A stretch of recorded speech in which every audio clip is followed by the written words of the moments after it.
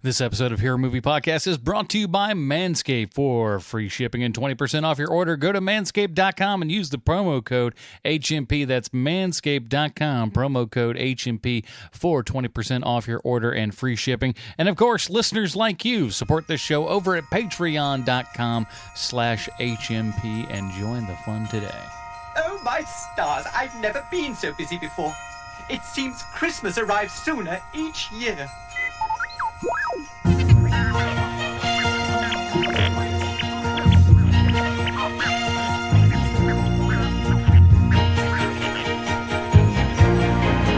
Christmas in the stars, Christmas in the stars.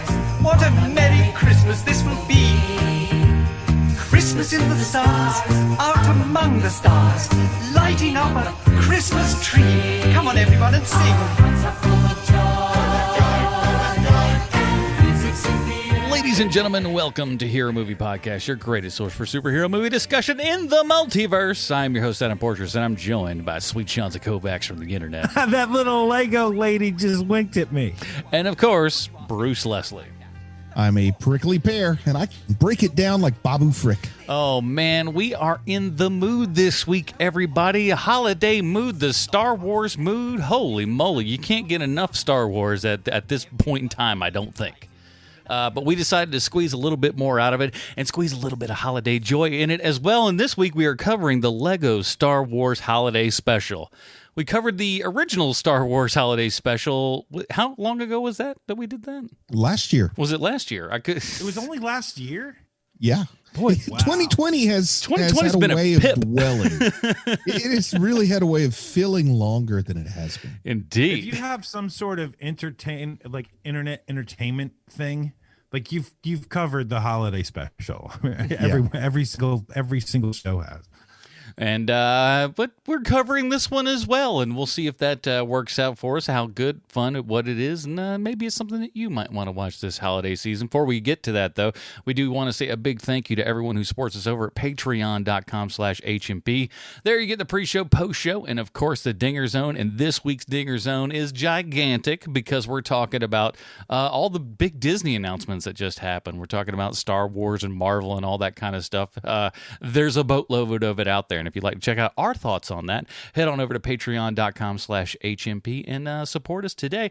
But if you don't want to do that, if you want to be like somebody else, we got Thomas. Thomas dropped us $5 on PayPal. He went just completely around them and gave money directly to us. And we appreciate that, Thomas. And we appreciate all of you fine folks for help keeping this show chugging along. And but before we do that, get to our comic book connection and all that kind of good stuff. Boys, this Christmas season, it's important, isn't it, that we just kind of make sure that we get out of all the hairy situations that we possibly can. Yes, man. I got to tell you, we had some unseasonably warm weather here this week. It was like up in the mid 60s. And I thought, you know what? It's so nice. I want to walk to the park. I only live a few blocks from the park now. I broke out the old jean shorts that I hadn't worn in a while. And I said, before I pull these bad boys on, maybe I should just do a little housekeeping first so that these jean shorts can really show the best. I got out the old Lawnmower 3.0 and I gave myself a little spring cleaning, even though it's wintertime. Knocked about 0.3 seconds off of his mile. Pretty impressive. Yes, I did. I'm under an hour now. Every bit counts, and that's how you got to do it. You got to just eat at it bit by bit until you reach the final bell or whatever that song is. Master of the 59-minute mile. I take it at a pace. It's a pace. But yeah, so thank you to manscaped.com for sponsoring us for this episode and everything. If you would like to get 20% off plus free shipping on anything in the store, whether it's the Lawnmower 3.0 or any of the other salves and balms and all that kind of good stuff that keeps you feeling fresh and clean and all that kind of good stuff, and even a little carrying case, you can have that, a little what we in the business call a ditty bag, where you put all your crap in it when you're going on vacation. It's just like, I need deodorant. That's where you put it, along with your Lawnmower 3.0 and all that good stuff. Remember, for 20% off and free shipping, go to manscaped.com and use the promo code HMP.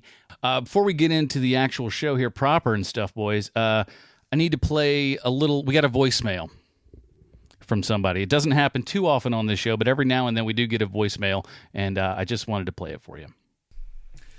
Hello HMP, this is Dave Fake Loney. I just want to say I really like the podcast, you know. I especially like the Stallone connection, so thank you for that. So Adam, Bruce, insurance guy, be good. Bye. So Wow. that's from Thank you, Dave Baloney. Dave Fake Loney. Oh, it's even better. Dave Fake Loney.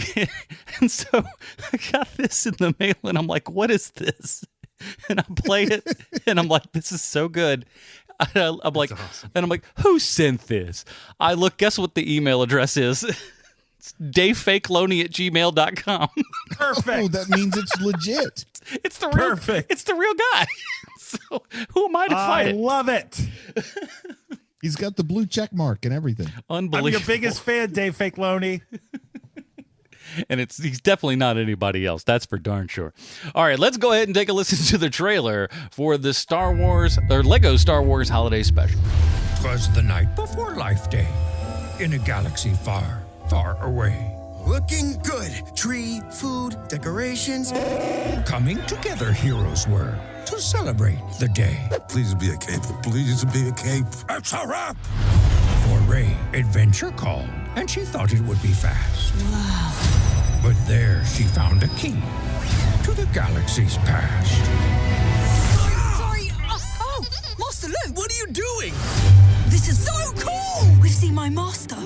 My master's master. Concentrate. My master's father. Impressive. My master's father's master. Emperor Palpatine? I don't believe it. You think maybe you could put a shirt on? It's a key to travel across space and time. I will change to the future. So sure are you? Less talky, more fighty. Pod races. Jigs. Oh, double jigs. So cute.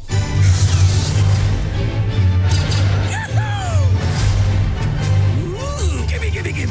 Galaxy's best emperor. Meh. You thinking what I'm thinking? Music. A time of joy. This is Ray! a friendship, a family. Who are you guys? Master Skywalker. My son. I mean, these binary sons.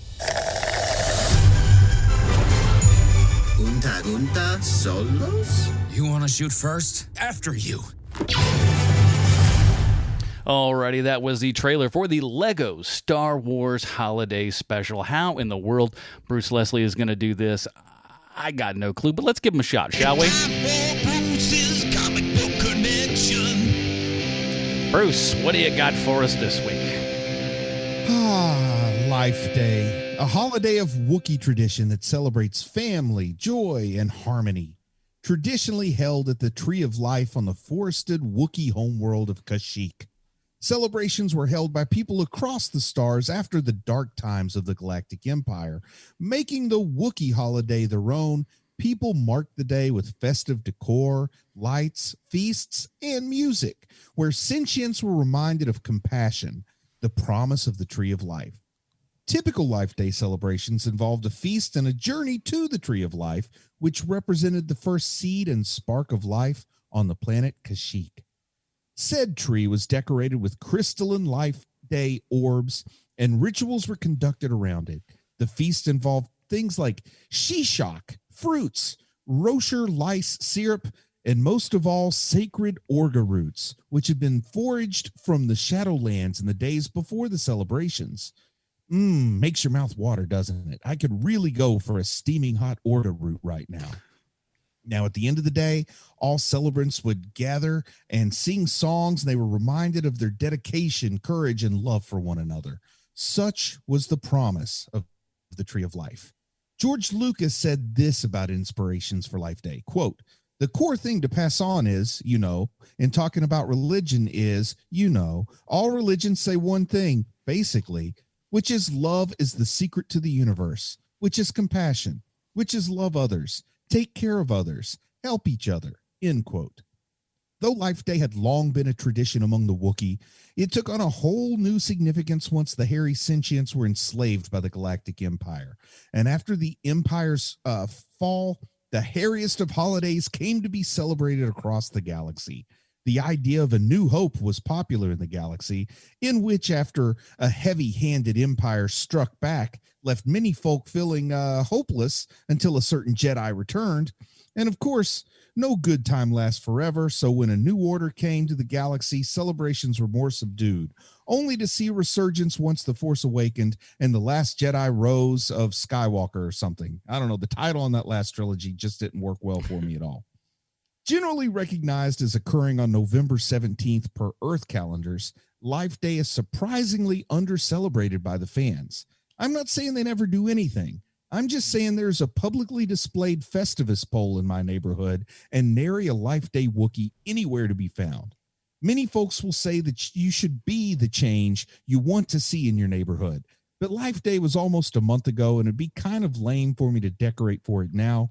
I guess there's always next year, but just like every other year, I won't think about Life Day until after Thanksgiving, when again it will be kind of late to celebrate. And that's me, HMPers. I'm Bruce, and I'm always tardy to the party, so let's get on with it. You know, I can definitely see you being the type of dad who would be into some Life Day stuff to completely embarrass his children in November, putting up a Festivus-like poll or something like that, going, this is for Life Day, and the kids just going, oh, God, Dad, not again. You got to decorate a Wookiee, man. So let's talk about it. Star Wars Holiday Special, the old one, was obviously just a complete and utter disaster. It was a failure, to put it mildly. Well, I mean, if you consider having, Hollywood legends belittle themselves on network television for, hundreds to see, and then Lucas wanting to burn it with fire after everything's done, it says a lot. It's a failure when the guy who created the universe wants to hunt down each and every copy and destroy it with a baseball bat. Is that what his quote was? That sounds about right. It's close to that if it's not that specifically. But with that in mind, and Lego stuff in general, have you guys? I mean, obviously, we all grew up playing Legos to some degree or another. I would think that that wouldn't be a controversial statement. But have you guys played any of the Lego video games? Have you watched any of these Lego Star Wars stuff? Which apparently there seems to be a lot of it. Well, I have played the Lego Avengers video game, but not the Lego Star Wars games. I've watched a couple of the Lego Justice League movies. The Lego Star Wars, I've only the faintest familiarity with before this. I have played all of the Lego Star Wars games right from the beginning when they did episode 1 and 2 and 3. I've done all of those games. And they're fun. They're interesting enough, and but you can also put it down instantly, which is why I played those games in the first place, because I had a problem, as you guys know. Yeah. And so I played all of those games. I played them right up to the sequels. I didn't play any of the sequel games, but I played. I've played 6 different Lego Star Wars games. And they're basically they're kind of like this. They're kind of like the holiday special here, except they don't speak. The characters don't speak. That was one thing that I was absolutely thrilled with in this show, is that they spoke, because if you've played any of the games, like Sean said there, it's all just kind of just mumbling crap while you can figure it out. And while that's part of the nice little charm of the game, I think that just doesn't work in full-length animation. Right. Especially if you have a what is this, an hour? About 45 minutes. Yeah, about 45 minutes. This is much like the Star Wars games in the fact of they're not offensive. They're kind of fun. They're not funny, but they're fun. And it's something where this for me is something, if I'm doing something else and this is on, fine. It's one of those things to me where, oh, hey, this is kind of Star Wars that I'm watching right now. There's funny little moments in it, but it's not funny, having Poe wear his Christmas sweater. Yeah. That's with riotous BB-8 on it. That's fun,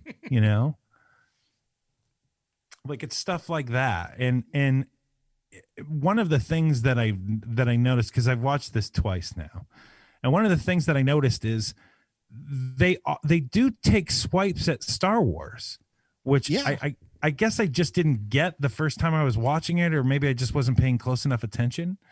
But it's funny to see just how little they care about the sequels already. I mean, we're a year out, and they're already taking swipes at it. It's pretty interesting.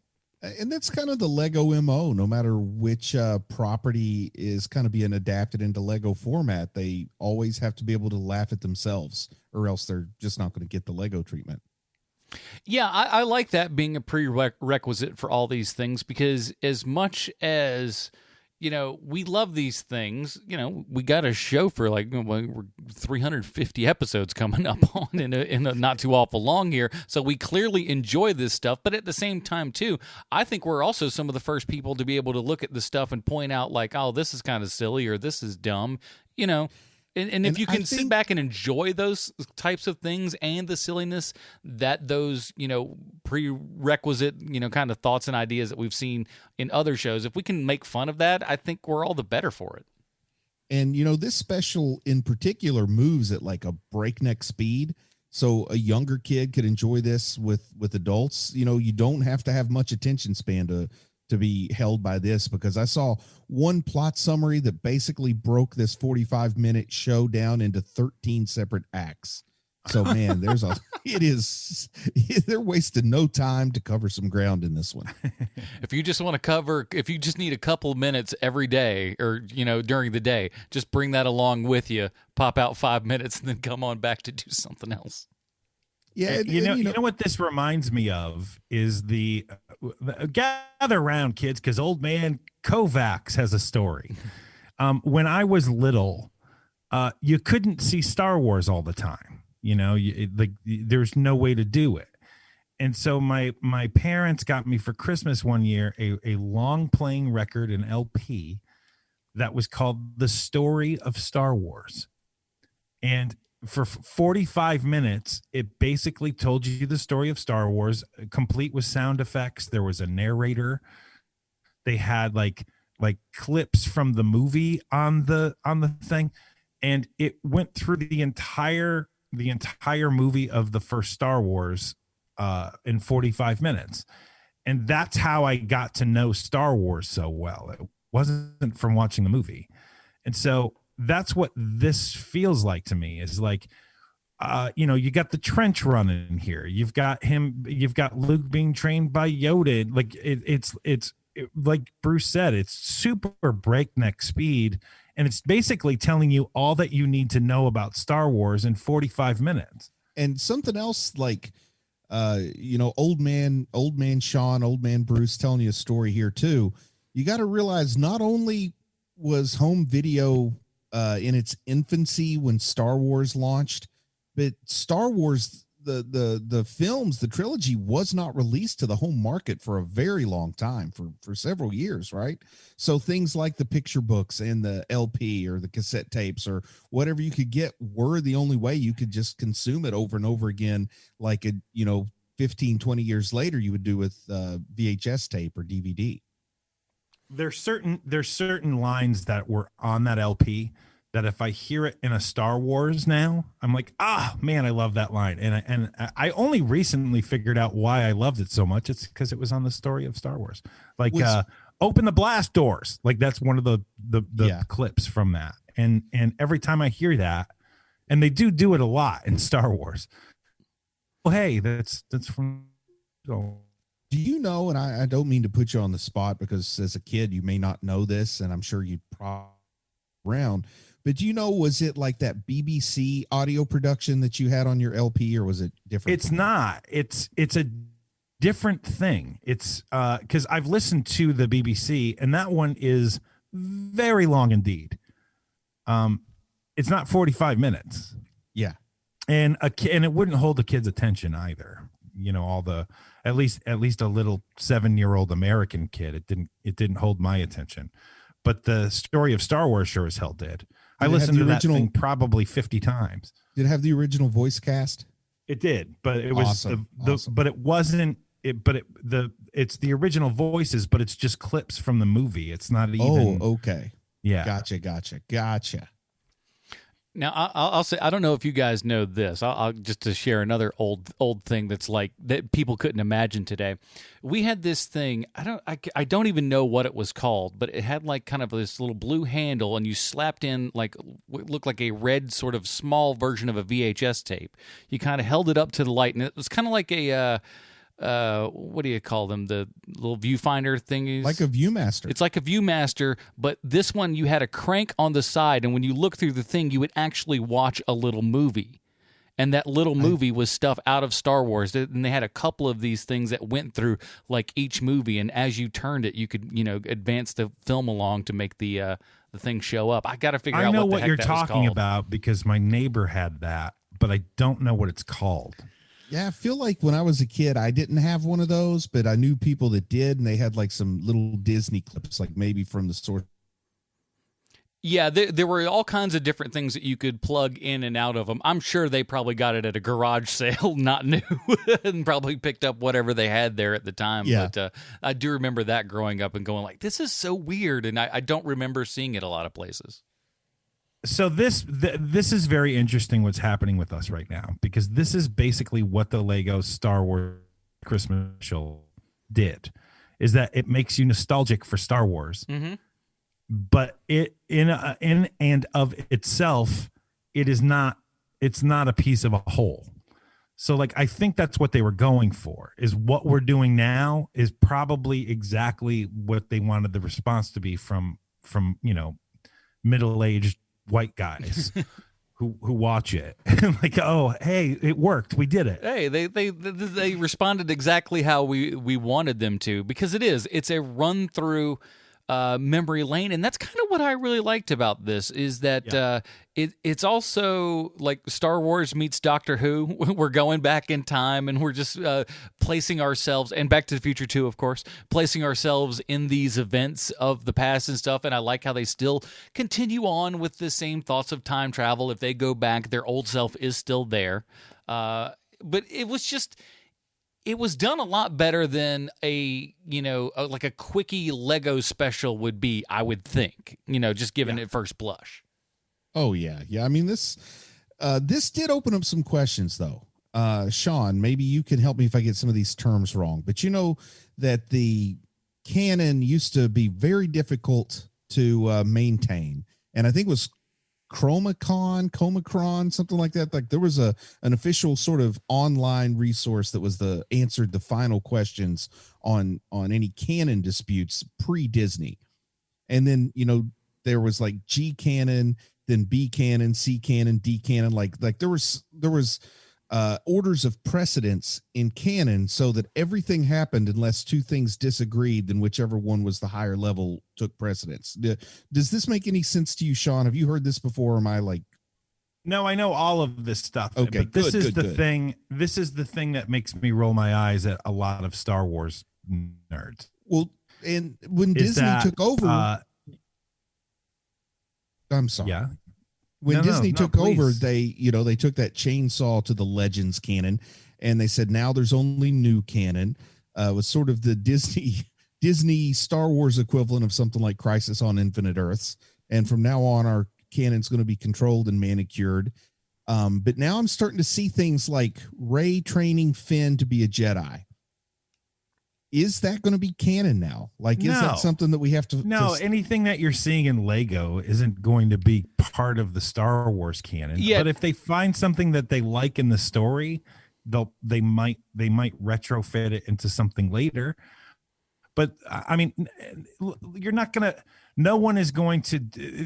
have those same arguments that made me roll my eyes at Star Wars fans 15 years ago, where no, Chewbacca got killed when a moon crushed him. Like you're not going to have those arguments anymore. Chewbacca came to Earth and now he's a Sasquatch. Because that's the one thing that struck me out of all of this. And I know we had this talk like is Finn force sensitive? Is he not? The Rise of Skywalker kind of, the story is that they were going to lean into that, and then they kind of chickened out on it and backed off on it a little bit. But I think this is a strong enough part of this story in this universe. You could almost say that it's canon now that, yeah, Finn is Force sensitive. Well, I almost thought it was kind of like a lot of this show is showing us stuff that, would never have been. They're not going to make a live action Star Wars version of this. That wouldn't be a thing. So let's have and we don't, as far as we know at least, and we talk plenty about what they're planning on doing Star Wars on the Dinger Zone, but we don't believe that anytime soon they're going to have another series or anything like that. That doesn't make any sense. So for me, it's just I like having this little bit here to just comment on Star Wars and have this be the this maybe in a weird way the sounding board for Star Wars' problems. Oh, I would say if you like the idea of Rey trying to be a Jedi Master for Finn, that you can just keep that in your headcanon now. This gives you permission for that. Yeah, but at the very least. But so we don't think that anything's going to come from that. But so if they want to build up some weird Lego thing, that would be a really odd choice of we went from movie to Lego, and then the Lego thing was what became successful, so we went with the Lego. This is more Lego speed than real people. Well, the thing with Star Wars, right, is that Star Wars takes from everything else around it. And so, if there's a good idea, if someone who's writing, the 77th chapter of The Mandalorian says, hey, I want to take that time triangle thing that Rey has from the Lego Christmas special, then they will. And, as long as they can get it past Filoni and Favreau, it'll then be canon. But until that happens, none of it matters. But that's kind of what makes it cool now, is that there is well-defined rules to what is actually real in Star Wars at this point. And I don't know if that's going to happen forever. I kind of think it's not going to. I would imagine that probably in about 10 years or so, if everything goes to hell with the Star Wars universe, for a second time, then it's all going to get wiped away to the point where where do we draw the line? Do we draw the line at the original trilogy? Do we draw the line at the prequels? Where do we draw the line? And, that's a conversation for another day. But for right now, these are the rules that we have. And it's kind of great that now, look, there's no arguing about this. This is what this is. And I love that about it. Yeah, and I was actually really amazed at how impressive some of this stuff, because you think Lego, it's brick, it's going to be kind of simple-ish animation. The animation in this is gorgeous. It really looks great. Yeah. When they go on that trench run, that is spectacular looking. It is so cool. Yeah. And you're like, man, I can't, you should stop being surprised at this point. But man, they don't seem to stop surprising me. There's also the neat things, the imperfections in the Lego pieces themselves. Mm-hmm. When you're seeing close-up shots of the face, it's not smooth. It's very slightly textured next everything and stuff as well. Yeah, right. That part's great. I love that the Rose Tico character has a little bit of a scratch under her right eye, and it's there for the entire thing. That is so nice attention to detail. And this feels like the kind of thing they could give us a new one every year if they want to. Sure. And who would be mad at that? Yeah, when it's a fun kind of an indictment on the Star Wars before it too. So if there's a problem people have with Star Wars, they're going to bring it up with the Lego Star Wars. Yeah, and then I want to see mock your shortcomings. It's okay, and honestly, it makes you kind of cooler when you're just yeah, we understand. Maybe not always the best when we do it, but we try what we can. I'd like to see a prequel to this that explains who thought it was a good idea to take porgs to Kashyyyk. It is a strange one where they're still on board, but I do like how he has to explain to this family no, we don't eat those. But why not? I mean, aren't porgs just pests? I mean, it's like any animal. If you start naming them, it's probably not good. If you have a chicken that, lays you eggs, that's great. But if you call them like, the chicken Vanessa, you're going to have a problem when it comes time to eat it. So you're saying that actually I could see this crew actually naming the porgs. Yeah, it's like there's thinking that all the way Larry, through. Mo, Curly, and Shemp. There was like 4 of them, right? Yeah, and I also want to see like the sequel to this where the porgs are suddenly this invasive species that are destroying the ecosystem on Kashyyyk. Oh, we've all seen that little porg with the Darth Vader helmet on. We all know what's possible for these little, devilish creatures. Who's to say? Yeah, the porgs belong on Skellig Michael, not on Kashyyyk. So did you guys look up who was doing the voice work on this show?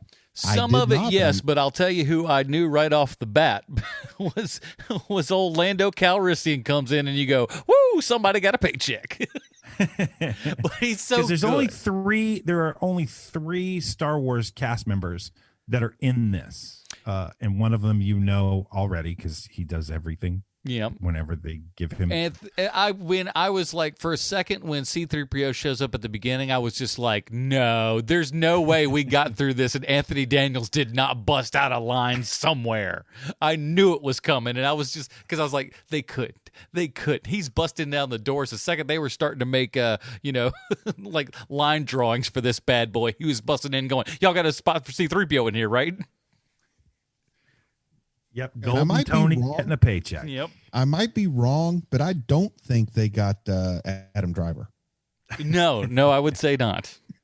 I mean, he's a talented enough actor that he could sound like someone completely different, I think, but I don't think he did that. There's only one other person, and it's probably not someone that you would guess. I forget. Do you want to know who the other one is? Was it Frank Oz? Is he still alive? He's still alive, that ain't him. No, though. that was not him. Oh, okay. It's Kelly Marie Tran. Oh, yeah. The lady who's Rose Tico. But the reason why I'm bringing all this up isn't to be like, hey, guys, I was able to look at IMDb. Ha, ha, ha, ha, I'm smarter than you. Got him. The reason why I'm bringing this up is I'm kind of amazed with the level of voice talent that they have for this and just how sound alike a lot of these people are, because I looked it up immediately once I heard Ray start speaking. I was like, is that her? And then I saw that it's a lady called Helen Sadler as the voice of Ray, and I was very surprised. Yeah, because it's a good job. It's kind of close, but it's also like it's Ray, but cartoon Ray, if that makes sense. Who did the voice of Palpatine?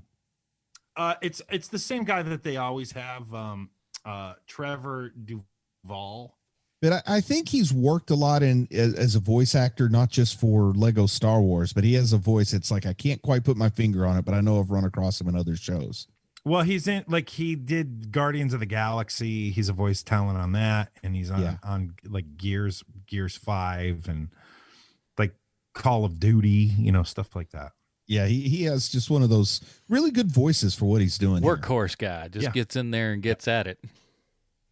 But yeah, no, he was really good. And I liked how the humor was like, it kind of teetered a little bit on Robot Chicken humor, but not quite, as far as that. But it still had that same kind of, vibe to it where you're just cooking along with the back and forth and everything. And I thought it was quite well written for what it was. Now, Sean, do you know much about this place, Cordoku? No.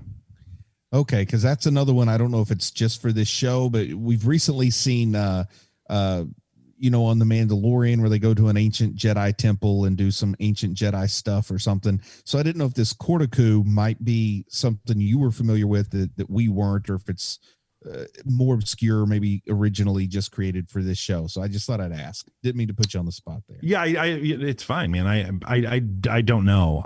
I don't think that Lego is pulling things out of whole cloth. I would imagine it's probably from something, but I just don't know what it is. Yeah, because every other location they go to, I know exactly what it is, but Cordoku, I didn't. So I thought it might be from Video Game World or EU kind of books or something. And you know what? It could be from more recent comics that none of us have read too. So there's lots of places for it. But I just thought it would have been cool if they just had her go to that same rock that Baby Yoda had to sit on. or they just put, downtown Chicago into a name generator, and that's what they came up with. Corticoo. Corticoo, there you go. That sounds like it. My Star Wars rapper name is Corticoo. Exactly. I wonder if they came up with, I wonder when they made this. And the reason why I'm asking that question is there is that moment where they fall through a portal into the Mandalorian for like 10 seconds. Yeah. And it's season Baby 1. Yoda. Yep. So I'm wondering just how long ago they made this thing. I'm thinking about a year ago, because when they do fall through with the Mandalorian, it is a season 1 scene, and it's, like midpoint season 1, maybe. Well, he still got on his, man, I can't believe that we're doing this much of a deep dive on it, but he does have on his original Mandalorian armor, not the Beskar. Yeah, I think that was the fight with the first big fight that they had. And with the quality of this animation and everything, they've been working on this a long time. This stuff takes a long time. So I'm going to guess. That's why I'm asking, because I wonder if they started making it before The Mandalorian even came out. I think that's more than likely the case, and that The Mandalorian was something like, ooh, we could probably sneak in this thing if we can, and they put like one team on that because it's not super long. You're there maybe 15 seconds. And the Disney Plus launched in September? When it launched, was that the month I feel like it launched in September, and I could imagine once September or October, and I think once it launched and the Mandalorian was getting lots of love, they probably thought, man, it's too bad we didn't have something for Christmas this year, and they probably started working before Christmas last year to have something ready for November 17th this year is what I think. Yeah, yeah, more than likely. Yep.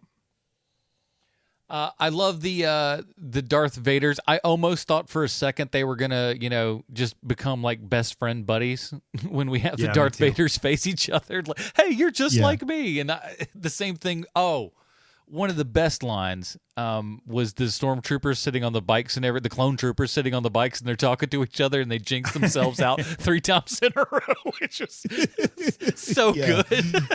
Having fun with the clone motif. Sometimes I think we're the same person.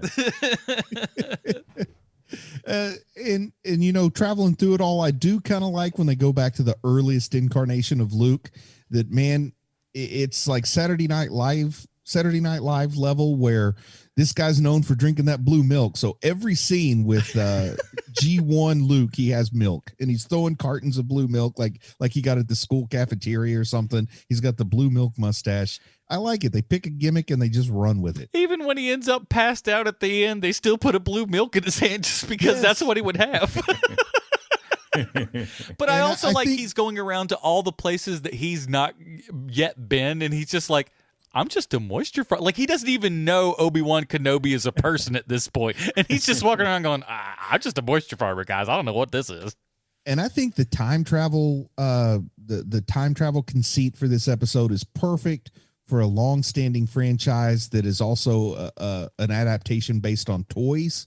Because we all know growing up that, like, when you were playing with your toys, me and my cousin might have the Return of the Jedi Luke, and I'm still playing with the Star Wars Luke, but we're both playing with Luke, and we're coming up with some ridiculous reason to justify it in our head so that everybody can be Luke, and they kind of do that. We get multiple Vaders, multiple Lukes, because, that original Kenner toy line, you had kind of at least 3 versions of every character, and you wanted to play with all of them. I also love the kind of internet knowingness, I guess is the way I'm going to phrase it, of kind of Obi-Wan and his like hello, that kind of thing, because they aped on that a whole bunch in the movie, and I thought that was just knowing the little things about Star Wars and being able to kind of poke fun at the things that we all know. Kylo Ren not wearing a shirt, like abs. Yes. Navel. What? And I'm so glad they put what's it, Colonel Hux, General Hux, I can't remember his rank. General Hux. Yeah, they put Hux in this, and I think he might have been the most enjoyable part, and he's only there in small doses, but he's great when he pops in. He's like, yes, your pectoralness, I mean, your supreme leader, like all those little nods to make me think like, wow, Lego is maybe telling us that Hux has a crush on Kylo Ren, much like John Oliver has on Adam Driver. I also liked how we if you want to put it in your own head canon of why he jacked up that room with the lightsaber, now you kind of have a reason as to why he was so peeved. I kind of love that. That was great. And I love the way, and it actually made sense. And I mean, this is a silly cartoon that's having fun, but I feel like if Palpatine could travel through a time portal and meet Kylo, he would instantly prefer Kylo to Vader, like instantly. Yeah, well, I mean, what makes you think that? Because he's like more agreeable and like is wanting on the dark side, or do you think that he like needs to? I think he's more of a bootlicker than Vader. Does that make sense?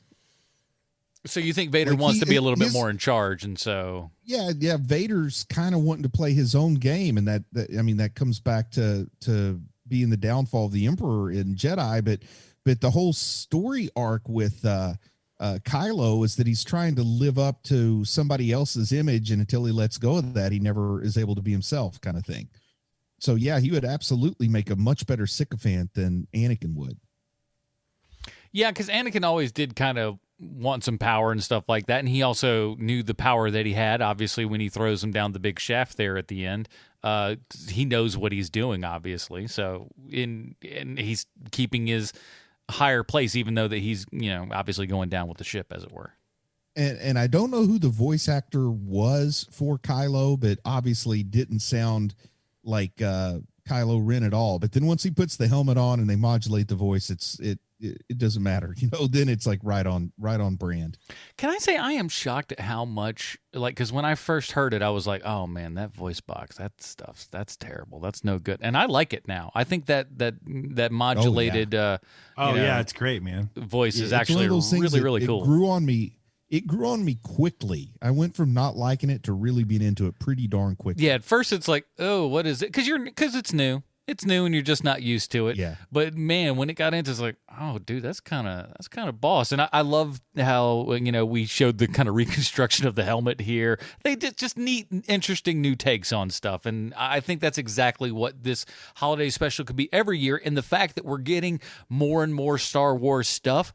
How cool would it be if we can start integrating a lot more of that stuff into like a stupid holiday special of some sort? Yeah. All about it. I think it would be fun, especially since now I think of Star Wars as more of a Christmas thing in the first place, because that's how they marketed it. Mm-hmm. So to have something where every year you get a new Star Wars holiday special, that's kind of great to me. I mean, it was the absence of anything Star Wars last year that got us to do the already overdone at that point 1978 holiday special. So right. I hope they keep giving us something to talk about. Well, I'll say this, at least for next Christmas, they do have us covered in as much as they're bringing in The Mandalorian on Christmas Day next year. So, oh, that's when it starts? Yeah. So next season Mandalorian starts on December 25th, 2021. Wow. Interesting. So interesting. A little bit of a push from what we're about to finish up season 2 here, and then they're like, well, we're going to make you wait exactly a year until we can get you the first new episode, which is kind of a bummer. That's kind of what they did here. This one started about the time that the last one wrapped up. It sounds like they have kind of a 12-month production schedule. I'd rather have that than something either rushed or super delayed.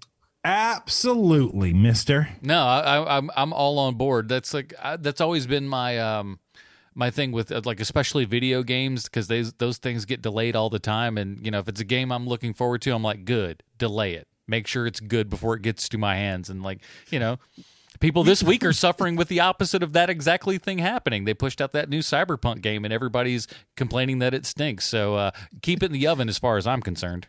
And on the other hand, we definitely don't need the Mandalorian going into any New Mutants territory either. Oh, goodness knows. I don't think anybody needs that to start happening. I don't remember Pedro Pascal having that many wrinkles last episode. All of a sudden, Grogu's 15. Or like the human equivalent to 15 years old, and we just pretend like he didn't age during the summer.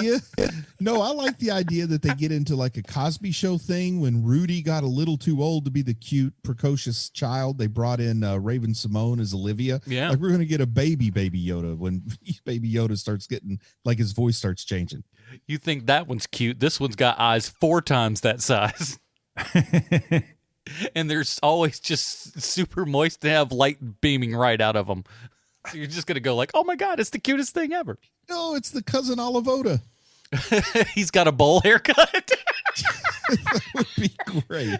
Small baby Yoda with giant eyes and a bowl haircut. I'm calling it for season 3. Oh, man.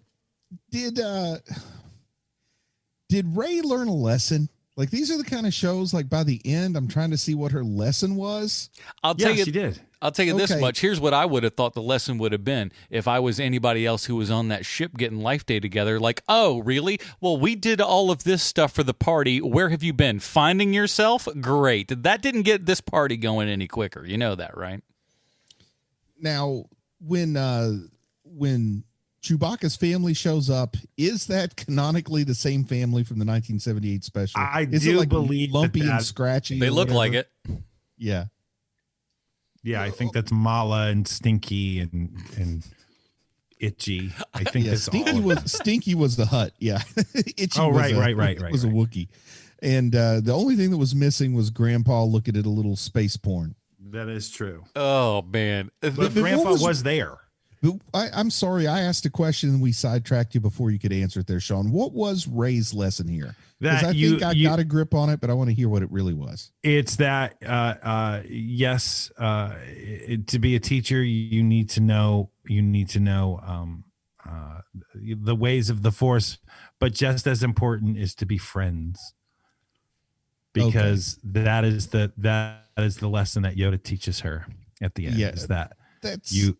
Yes. That's What do you close. see? You don't only see teacher and student, you also see friends.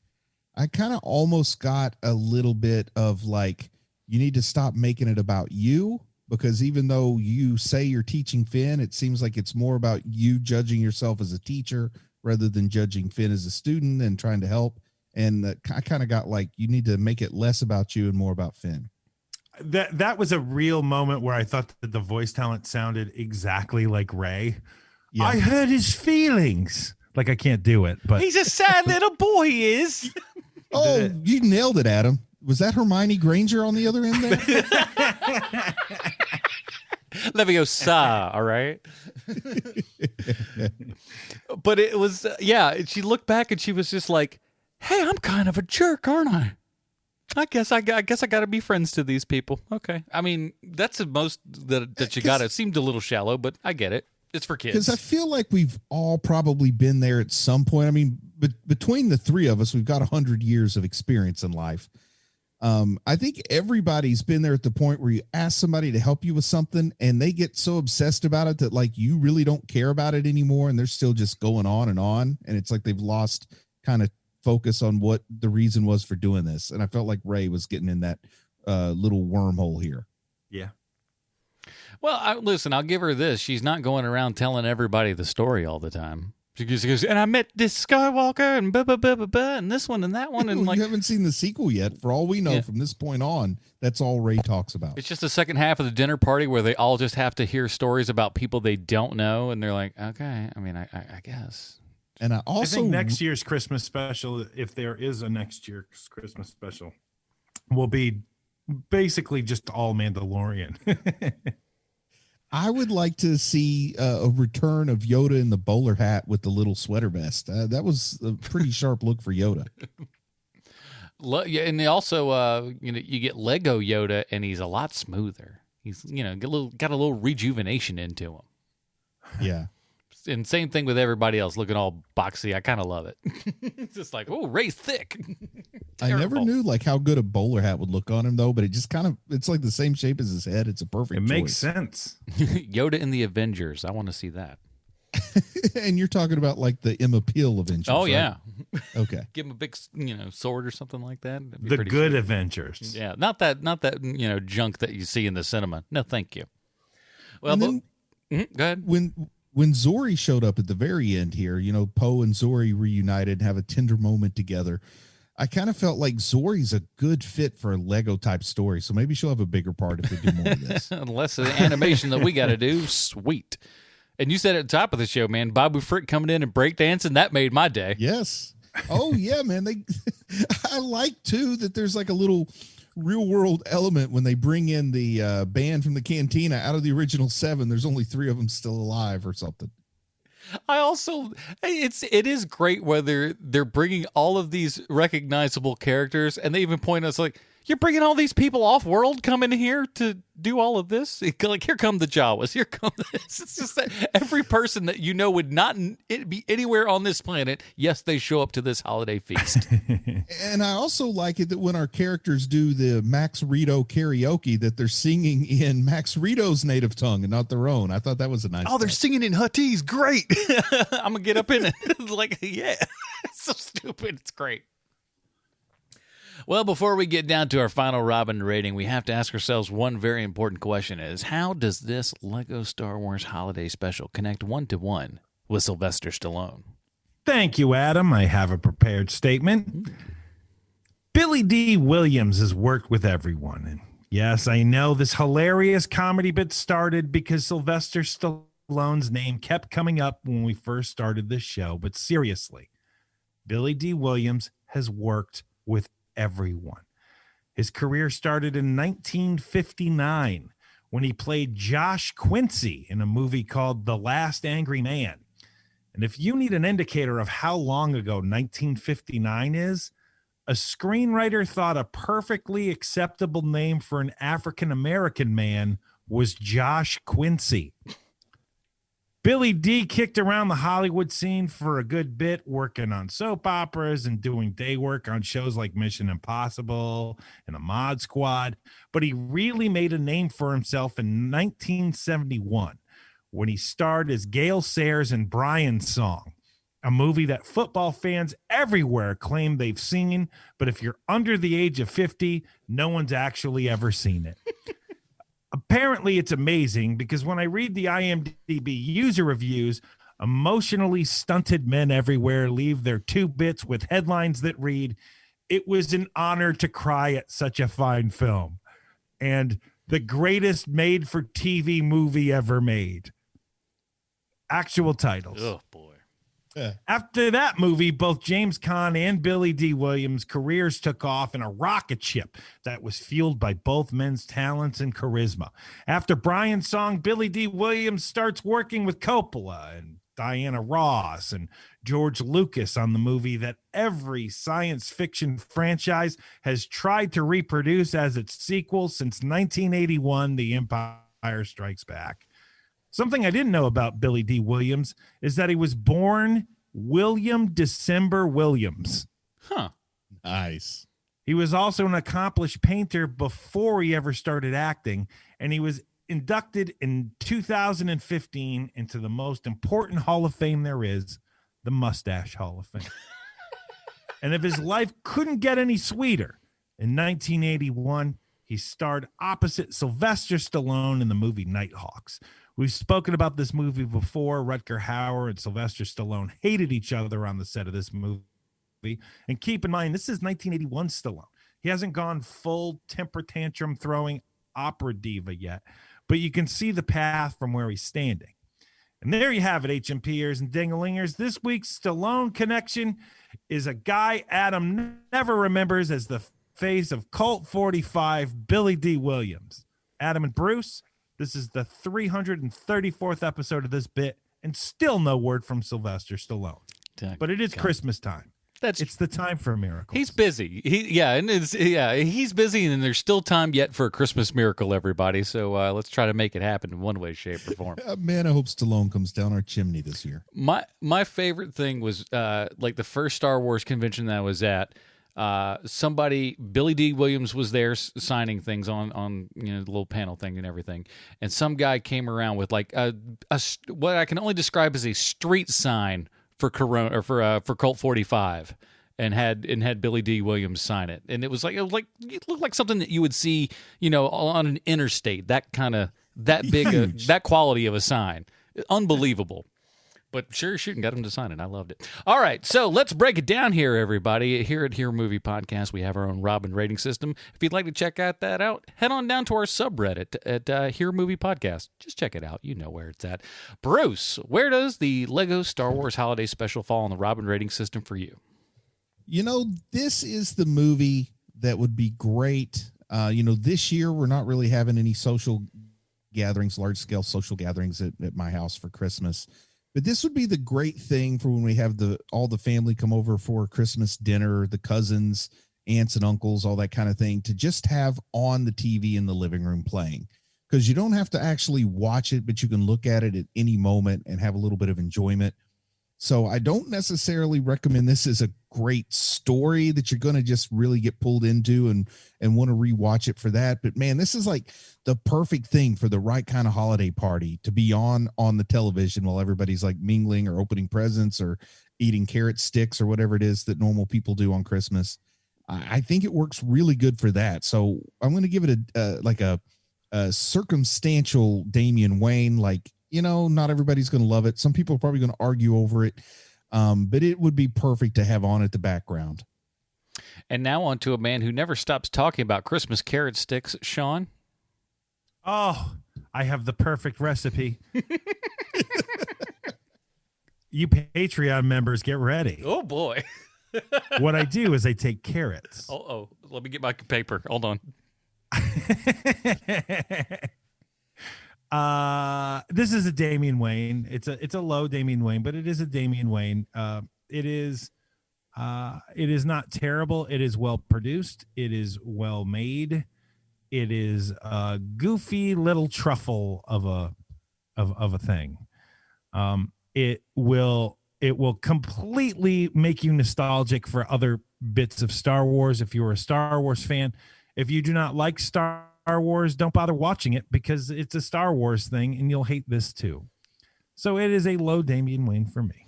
If you've gotten this far into this podcast and you hate Star Wars, you must also hate yourself, I would guess. But if you've made it this far in, or maybe you're just a huge super fan, and for that, we appreciate you. For me, I'm actually going... I'm going Tim Drake on this one. It's exactly what this thing was supposed to be. It's, entertainment for kids, and I think if you're an adult and your kid wants to watch this, you're not going to want to shoot yourself, and that's a great thing to have. And even better than that, like a lot of the great holiday specials, it's not super long. If they just go, I want to watch the Star Wars holiday thing, it's 45 minutes, and it's not that bad. So you'll get enough chuckles out of it. Would it make it into your annual rotation? Being 45 minutes, there's a greater chance for it to be so. You know what I mean? Because some of those things that when you've got your Grinch and I think the Peanut special is pretty short. They're all pretty kind of short. Even Rudolph the Red-Nosed Reindeer, not that long. Yeah. I think this could make it into that family watch rotation. Exactly. If you got the family watch rotation for Christmas, I think this easily falls into one of those. And so check it out. It's available on Disney Plus right now. I think it's well worth a watch this holiday season. That is it, everybody. Thanks for joining us for another fantastical episode here of HMP. Next week, we're going to Patreon, everybody. So the gift keeps on giving. The people that gift us every month are going to gift you fine folks with the movie that we're watching next week. And we're going to do that, I think, on... probably, I don't know the exact date, but we're going to have our Zoom hangout as we kind of always do and just hang out with you guys. So if you'd like to be a part of that, head on over to patreon.com/HMP and join up today. We really appreciate all of those fine folks. Bruce, where might we find more of your work on the internet?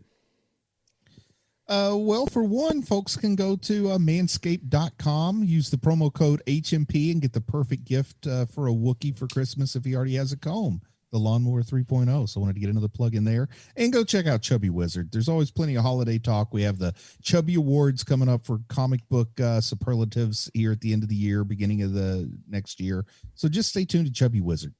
Most likely to say yes to a date. That kind of superlative sort of thing. Exactly. Yeah, best eyes, Jason Aaron. Yep. Best hair, also Jason Aaron. We know where this is going. Sean, what else? Please listen to The Mandalorian 30 Questions. Each week we review the newest episode of that show. It is a lot of fun, and we have a lot of fun doing it. And next week is our last episode of that show. And then I imagine we're going to do WandaVision after that, probably. Probably. Yeah, that's the idea I have. We'll Very see. good. Yeah, because these things never stop, and we never stop, and we hope you enjoy that as well. If you guys don't do it, people can look for WandaVision 10 questions. Yeah, it's a quick one. It's a quickie. But we'll probably come back with some more of that stuff. So do check that out. And as Bruce said, manscaped.com, promo code HMP, 20% off, free shipping, all that good stuff. That is it, everybody. Join us next week for our Patreon special. For Sweet Sean Kovacs from the internet, Bruce Leslie, I'm Adam Porges. Stay super, everybody. Bye, Marty and Edie. What can you get a Woody for Christmas when he already owns a comb? What can you get in a hurry for a furry kind of friend like that to take home? He doesn't need a tie clip and he doesn't use shaving foam. So what can you get a Woody for Christmas when he already owns a comb? It's really a problem. What can you get a Woody for Christmas when he already owns a comb? What can you get in a hurry for a furry kind of friend like that to take home? No, he'll never wear galoshes Or a hat upon his furry dome. So what can you get a Woody for Christmas when he already owns a comb? Let's give him love and understanding, goodwill to men. Wrap it all up in bright colored ribbon and we give it to him all over again. That's what you get a Woody for Christmas when he already owns a comb.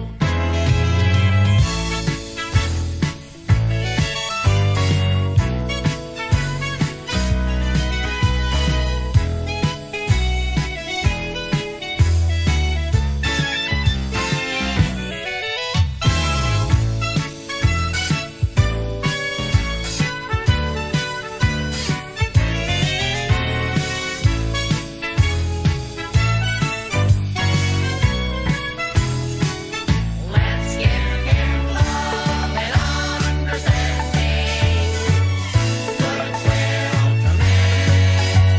We wrap it all up in bright colored ribbon and we give it to him all over again. Love and understanding, goodwill to men. Wrap it all up in bright colored ribbon and we give it to him